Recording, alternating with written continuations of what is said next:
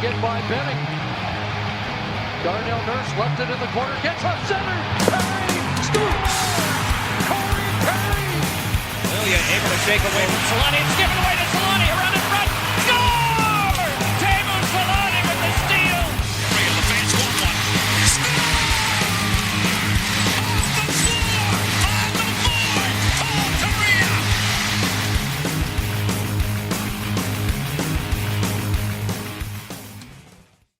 All right, we're back with another episode of the Forever Mighty podcast. We got another special guest joining the show. We've got staff editor for the Athletic LA, Rich Hammond, joining the show. How's it going?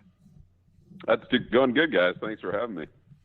No problem. I mean, it's a busy day, I guess, for the Athletic LA and for the Athletic in general. The Athletic LA branch launched last year in June, and you've been a part of it since March. How much has it transformed over the year, and how much has it transformed sports coverage in California? Yeah, I hope a lot. It's something that I was kind of excited about from afar. We kind of seen it coming. They've kind of branched out city by city, and it took a little while to get things started in LA. But when it did, I could see immediately the type of people that they hired. People who I'd worked with for a long time and admired. I mean, one of the first people that they went out and got was Eric Stevens to cover the Ducks, and I've known Eric forever, and what a tremendous writer and reporter is, and how much he knows about the sports, and that was a good signal to me that they were very serious about hiring good people and that they were going to be having good coverage. So you've just seen it continue to grow. I mean, every team now, every pro team here has a dedicated beat writer who goes to practices and travels. And really the idea is to, kind of bring coverage to readers that hasn't been done before. I grew up in newspapers. I've spent, most of my career, about 20 years in newspapers, and enjoyed it. Always wanted to write for papers, always loved it.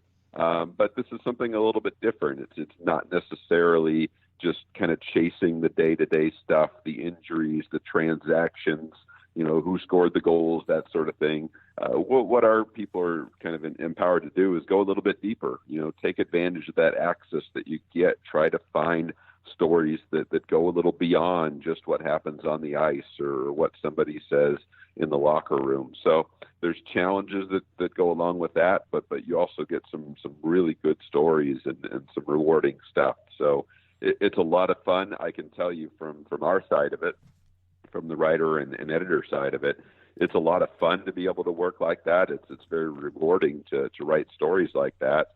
And we hope, cross our fingers, that the readers enjoy it too, and that they find it, worthwhile to sign up for. Yeah, it's a lot of fun for us too. I mean, just speaking on behalf of us, it's been great having that coverage specifically for the Ducks. We haven't had that much coverage before. But it was Eric Stevens with the Orange County Register before this, and now he is able to take that to another level with the Athletic. With it launching in June, you kind of were able to admire it from afar, and then joining in March. Mm-hmm. What kind of drew you to the Athletic, and how did you become a part of it? Yeah, I mean, I knew a lot of the people, and that was one of the instant attractions. Is I've worked with a lot of those people over the years, Eric being one of them. I knew Eric when I was about 18 years old. So I won't tell you how long ago that was, but it was a long time ago. So I've known him for a long time and admired him. So that's really a lot of it. Was when I saw the type of people that they were hiring, and that's across the board. I knew it was going to be something special, and you kind of, the way things work there is you kind of get the golden ticket, like they kind of come to you and say, hey, we're interested in you, and, you see if you can work something out. So it was a little bit of a process. I'd been doing some writing primarily, covering the NFL, and then they presented me this opportunity to come be more on the editing and planning side of it. And we were able to work that out, and I came on board, pretty much right after the Super Bowl. So it's a different side of things, but it's something I find rewarding because you try to think like a reader, you try to think like a fan, and say, what are people interested in right now? What type of stories would they like to read? And that's how you kind of talk things through with the writer and find out, okay, where can we find some common ground here, some stories that the writers will find interesting and fun to do, and also that the readers will enjoy. So it's always a challenge. You don't always do it right. The stories don't always hit the way that you would like them to, but I think our people, and Eric in particular, done a really great job of finding those stories. I mean, not long ago, he went down to Poway after the synagogue shooting and talked to Dallas Eakins and his family, and really got some really good context on Dallas before he even got hired. And, Eric did great work throughout that hiring process too, I thought, of getting the stories and getting all the news that was breaking. You guys know it took a while for the Ducks to get that coach named, and Eric was on top of it, and, and tracking all the candidates and stuff like that. So it's a really fun thing to do. You're not beholden necessarily to newspaper deadlines or inch counts or things like that. And you really have the freedom to go out and do the stories that you think readers are going to connect with. And that was one of the questions I had, is you spent so much time in print for newspapers. What kind of feeling is like to all of a sudden have that different platform where you don't have to meet deadlines and do those types of things? Is that really the main difference between print and doing like the online writing, online media with the Athletic? Because it just opens up to just go write a great story and figure out what you want to dive into depending on what team you follow. For sure. I'll give you one real tangible example of that is sometimes, if you're in a newspaper scenario, you tell your editor, hey, I'm planning on running the story on Tuesday. And then Monday comes and you're not quite there yet. Somebody didn't call you back, or you didn't quite, have enough time to spend on the story that you wanted. And in a newspaper situation, most often, well, that's too bad because they were planning on having that story in the paper and they need it, they're counting on it. And even if it's not quite where you want it to be, it's still got to go. And the beauty of what we do is we have that ability to take a breath and say, hey, we just didn't get that person yet, or maybe the story just needs a day more work. And I think it comes out in the finished product. Our goal here is to give the reader the best story that they can get. It's not to rush it. It's not to have it be a certain length. It's, when we press publish, we want that story to be the best that it can be. And whether that takes 3 days, whether it takes a week, whether it takes 2 weeks, it's all about getting the story right and making it great when it hits that website. So that is the biggest difference. You're less stressed on that end. You have to keep yourself a little bit motivated because, we have readers, we have subscribers, and they want coverage, and they're paying for coverage, and they deserve coverage. So you do have to balance that with needing to get some stories out there.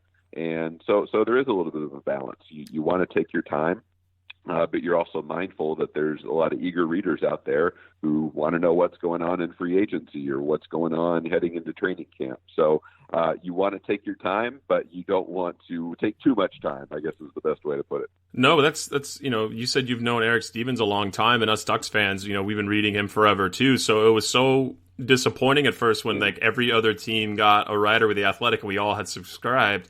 And then to see Eric get the chance to go and cover the Ducks there, and you just see, we always knew he was a good writer, and then you go and see all the stuff he's able to finally dive deep into. Was just really refreshing to see here in Anaheim for sure. Yeah, and that's the thing is, and it's evolved so much over the years, even since I've been involved and since Eric's been involved too. Back when we started out in the 90s, you didn't have the access that you have now. Fans, you still got to watch games on TV, but you didn't get access to press conferences. You didn't have Twitter and social media to get all the latest transactions. Well, I mean, now you have all that stuff. You don't need a reporter to tell you, oh, this guy got called up from San Diego, or this guy's day to day with a groin injury. You can get that all by yourself now. You don't need a reporter for that. What you need a reporter for is to really go in there and dig and find those interesting backstories or those stories that you don't even know about. And I really think that's where we need to go with this. And if we're asking people to pay for coverage, which is what we're doing, then we need to give them that. We need to give them stories that they can't get anywhere else.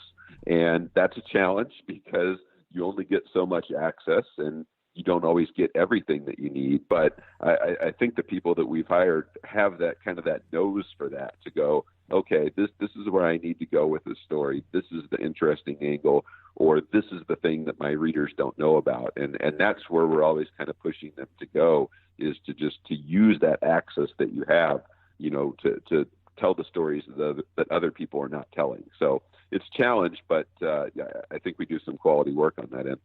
With such a focus on stories and readers and emotionally connect with them, have you had any favorite moments or stories over the time that you've been with the Athletic? Yeah, I mean, that one to me, I mentioned it, that Eric did on Dallas Eakins' family. I mean, we heard about the synagogue shooting in Poway, and obviously that was a terrible, situation on its own, but I had no idea. And I mean, I obviously I knew that Dallas and his family lived down in that area, but, had no idea that he lived so close to it, that he basically his jogging route every day or several times a week went right by that synagogue, and the connection that he felt to that community, even just, kind of being a minor league coach who probably had greater aspirations for himself. To hear that story was just very fascinating. And that's not something you're going to get just in a little, 2-minute sit down or a scrum interview after a game or something like that. That's something that takes a little bit more time, and you have to get, a coach or a subject kind of away from the rink a little bit, away from their office, you know what I mean?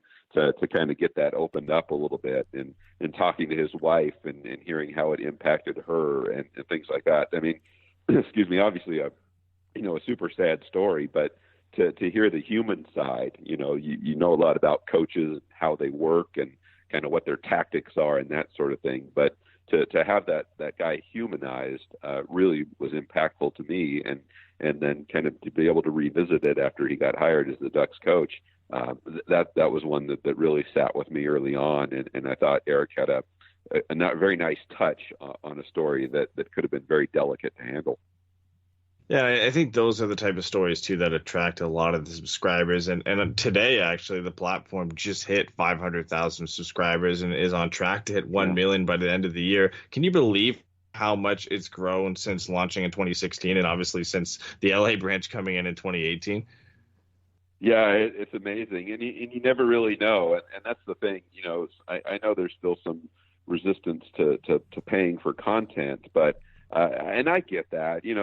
People say to me on social media and what have you, like, well, why would I pay for this? When I can get stuff free other places. And I always say, well, the number of places that you can get stuff for free is dwindling. I mean, you look at what it was, 5 years ago or even 3 years ago, your options are getting kind of slim. So, it's I think we're headed that way, and I think everybody is headed that way in short order. So, and I think people are kind of now more conditioned to that, whether it's Netflix or, satellite radio or whatever it might be.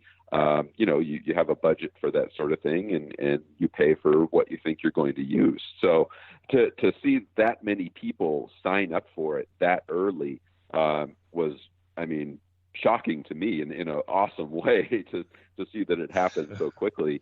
And, really, I think kind of a triumph for what the founders, had in mind. They went out right away, and particularly on the hockey side, it's people on the national level, whether it's Pierre LeBrun or Scott Burnside or Eric Duhacek and, all the Canadian reporters in those markets. I mean, they went out and really kind of got the best of the best and kind of bet, that would pay off, that people would respond to that.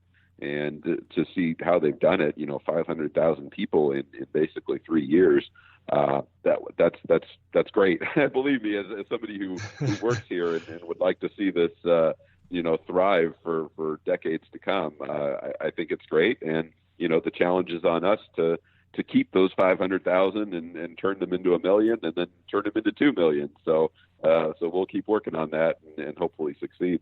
So, Rich, just want to shift gears a little bit here, go over and focus more on Dallas Eakins and Ducks stuff. And just to start it off, what do you think of the Ducks hiring of Dallas Eakins? They went for the guy that all the players loved down in San Diego, and obviously he made a big impact with the guys coming up to the big club, and with the firing of Randy Carlyle. Do you think that was the right move? Yeah, I always find it so intriguing in sports across the board. It's kind of you kind of swing from one direction to the other.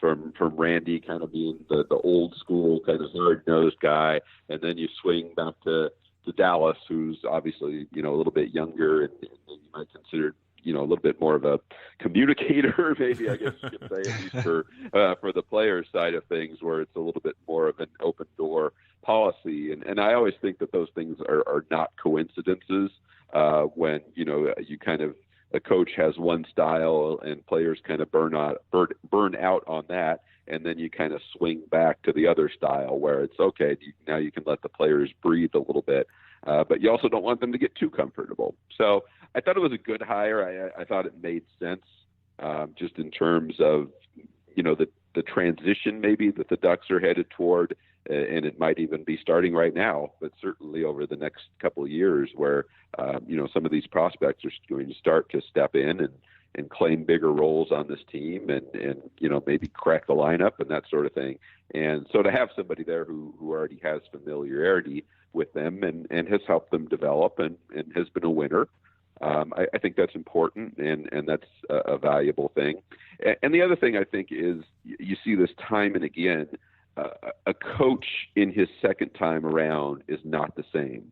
And I know people will look at, what happened in Edmonton and the shortcomings there, and maybe, some of Dallas's shortcomings himself, and be a little bit wary of that. And that makes sense. I understand that, but these coaches learn that they're driven just as much as the players are, and they don't like failure, and they don't like to be fired. And when they do get fired, they take a step back and self-assess and say, what did I do wrong?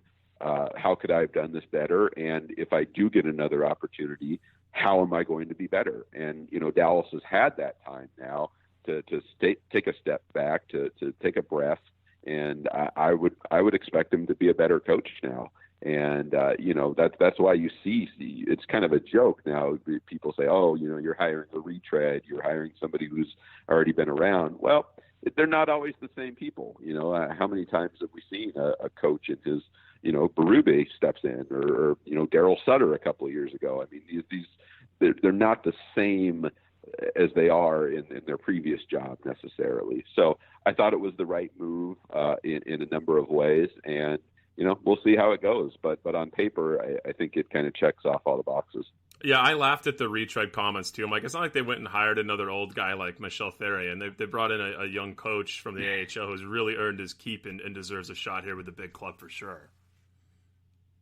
Yeah, and what's interesting, I wasn't thinking about it at the time, but I mentioned Darryl Sutter's name there, and he goes and does that, and that was another story that Eric got, very recently, is he got both Dallas and he reached out to Darryl Sutter, and I thought, what a smart move by Dallas Eakins. And I know your listeners are Ducks fans, and I probably don't want to hear a lot about Darryl Sutter because of his time with the Kings. That was my next question to you, was right about Darryl. So, well, we can get into that too. But I thought it was a really smart move, and I'll tell you, a real confident move by Dallas Eakins to do that, to bring in somebody who, frankly, has a stronger resume than he does.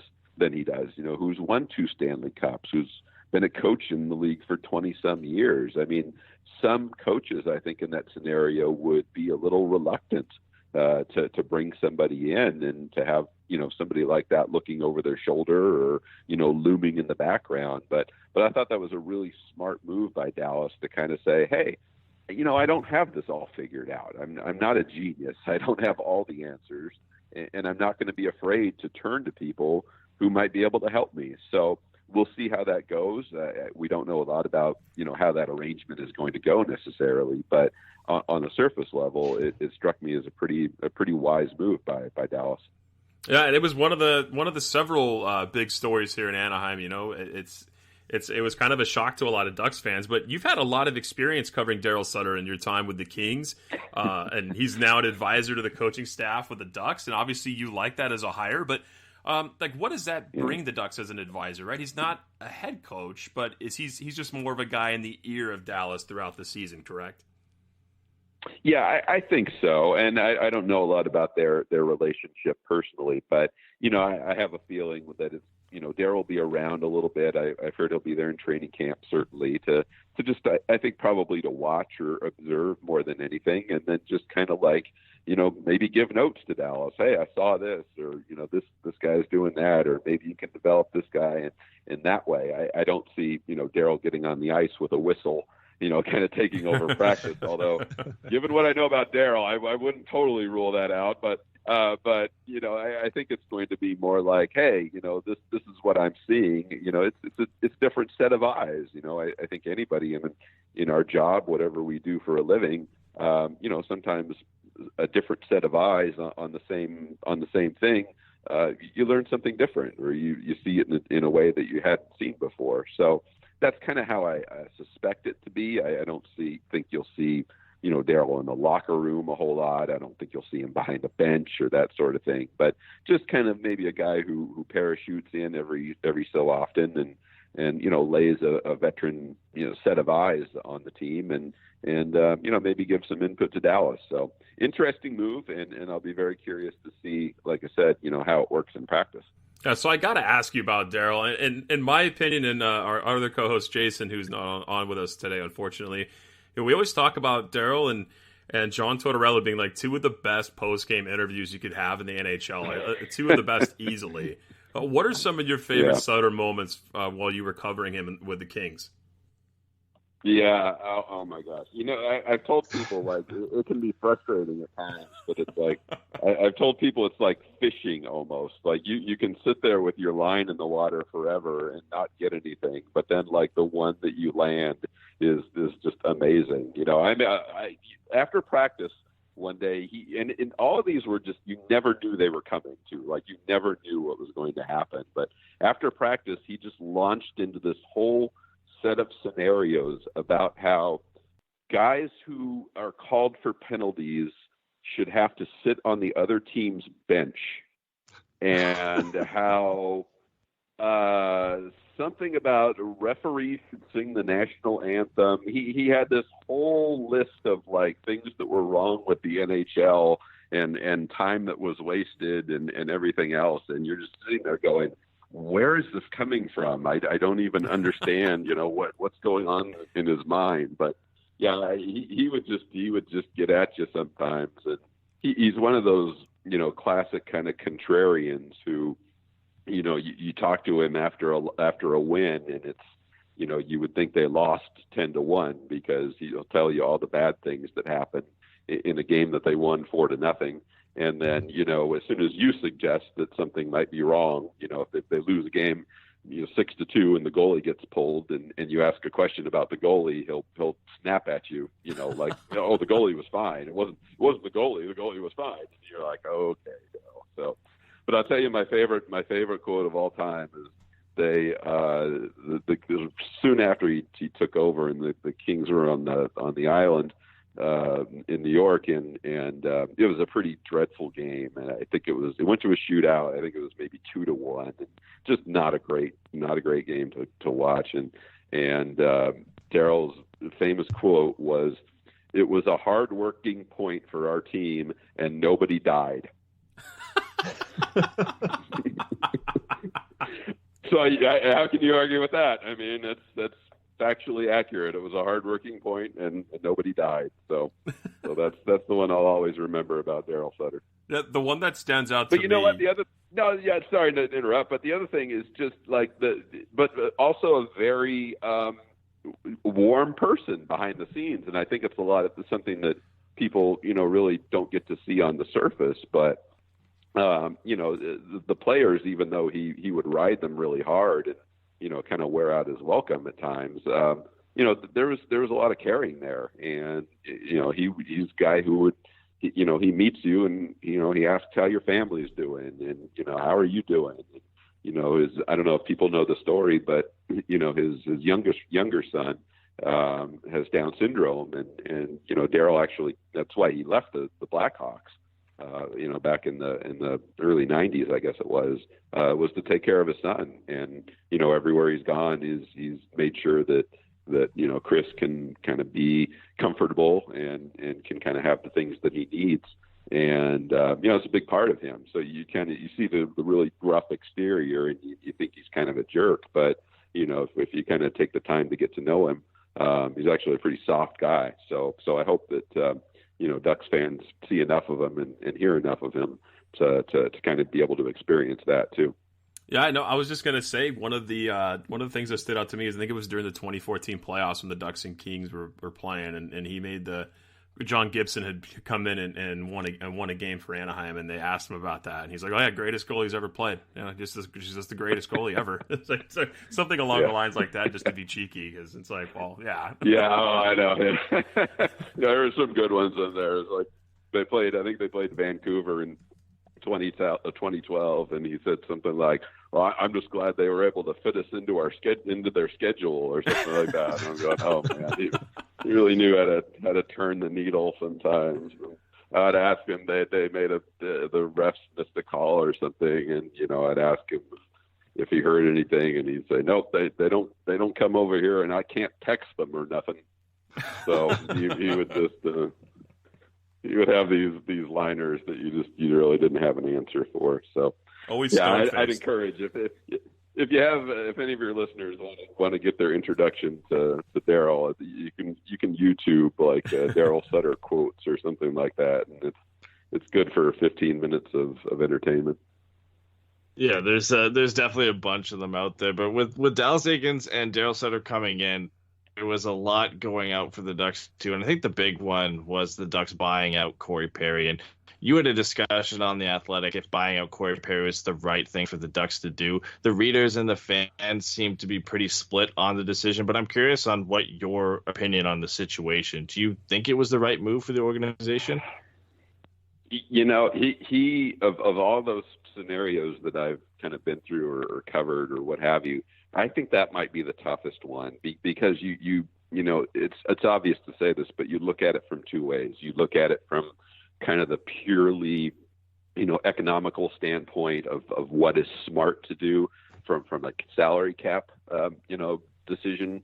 And then there's the human side, and they are so different. And I'm not sure I ever remember one that is so different where you look at it and say, okay, you look at the money that was left on the table, you look at what the salary cap landscape looks like if you buy him out, and you look at it and say, well, yeah, that makes sense, and you do it. But then you look at the other side of it and you go, you talk about a Ducks Mount Rushmore at this point, and you probably got Corey Perry on it.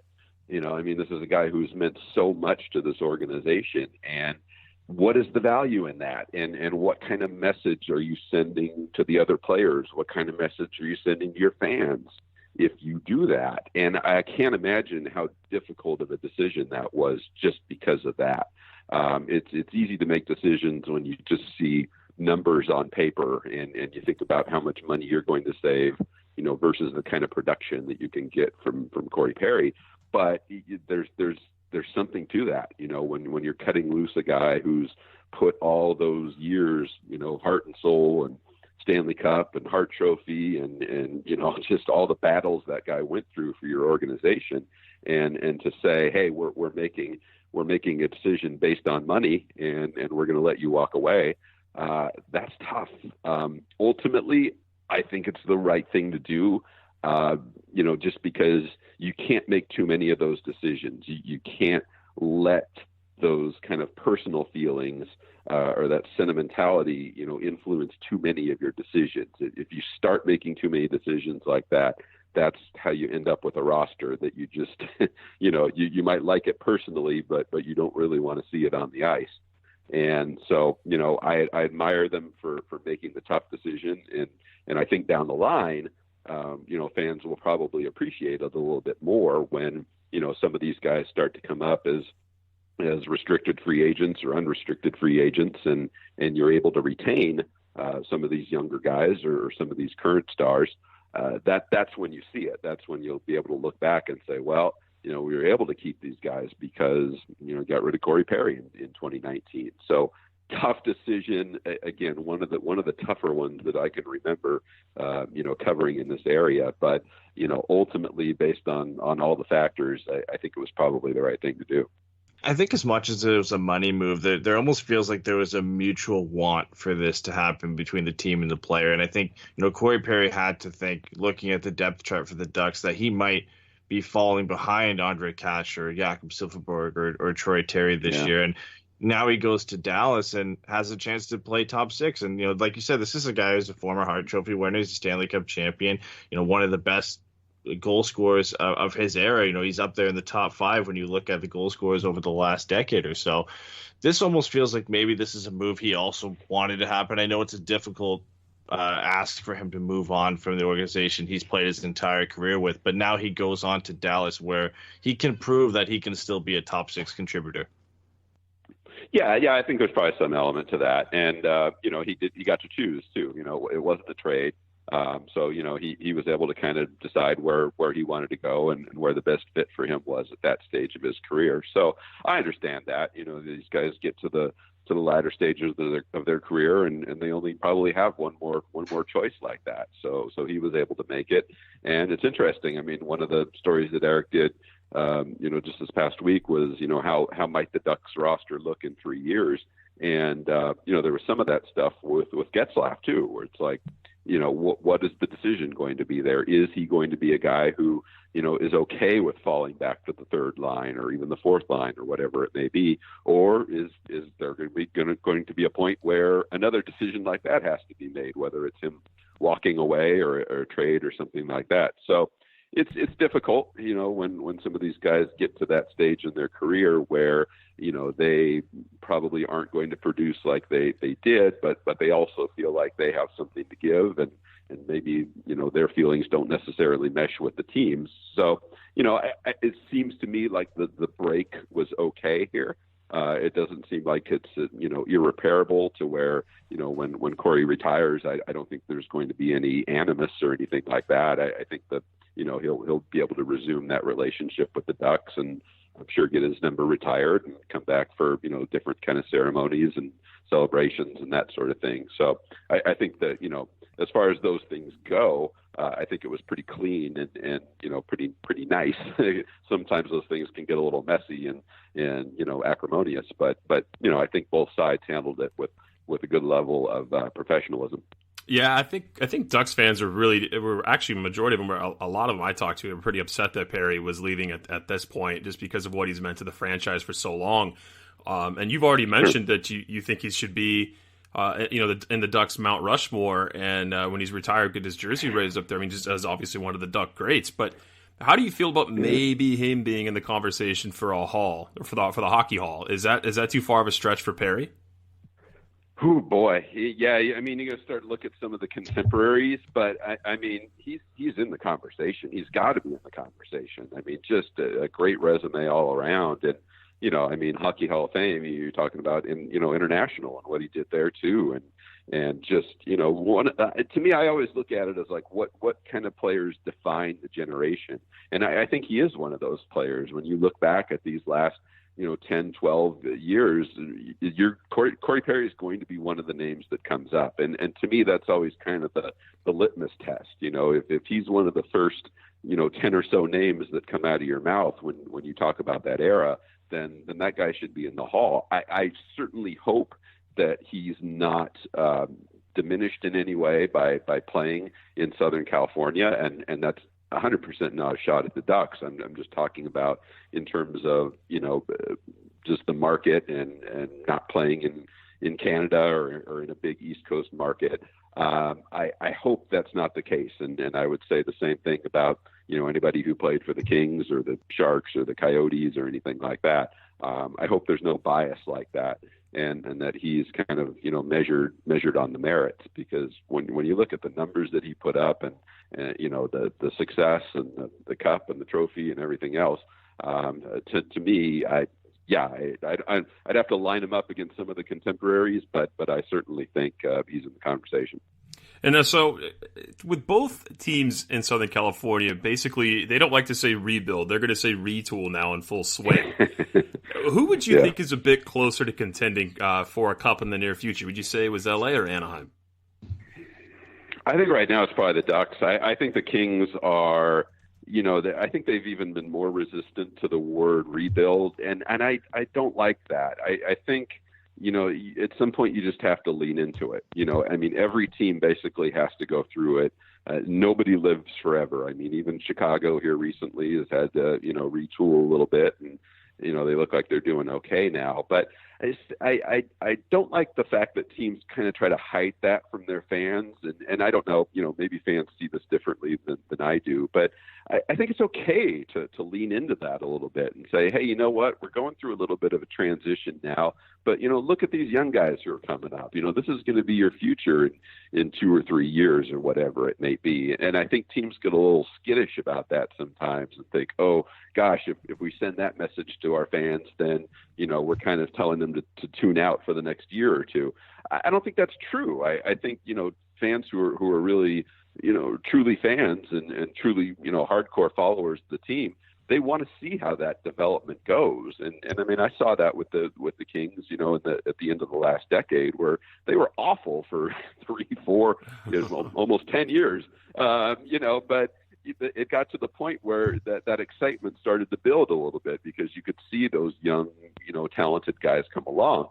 Anyway, the point to all that is I think the Ducks have leaned into that a little bit more than the Kings have. I think the Kings tried to resist a little bit longer and say, oh, maybe we can, squeeze another Stanley Cup out of some of these guys, out of some of these big contracts that we have. And they kind of tried to split the baby, of like, well, we're going to bring a couple young guys in, but we're also going to keep, all the Jeff Carters and Dustin Browns, Jonathan Quicks, and, all these big contracts that they've had. And I don't think that works. I think at some point you just have to look at it and say, well, it's time, it's time to make some tough choices.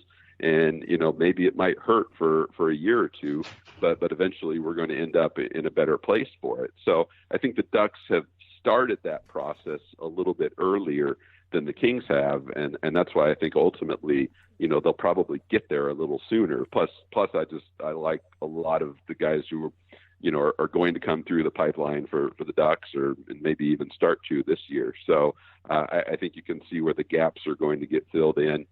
You've got stability in goal. You've got some, pretty in their prime guys on defense, and then you can bring in some young forwards to bolster that unit. So I'm not saying they're going to get there next year or maybe even the year after, but you can kind of see where it's already starting to trend in the right direction there.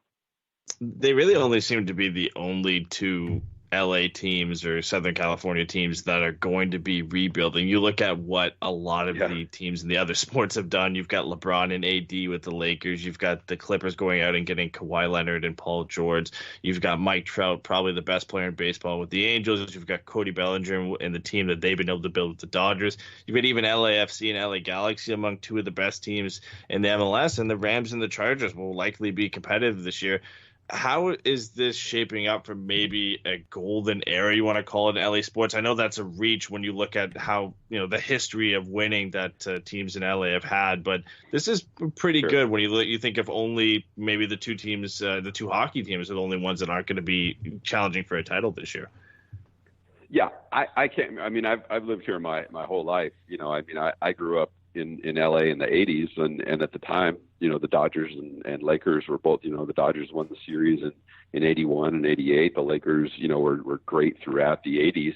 The Kings, obviously at the end of that decade with the Gretzky trade kind of came on, but not to this point. I can't ever, this is astounding when you talk about, the Rams and Chargers legitimately could be Super Bowl teams.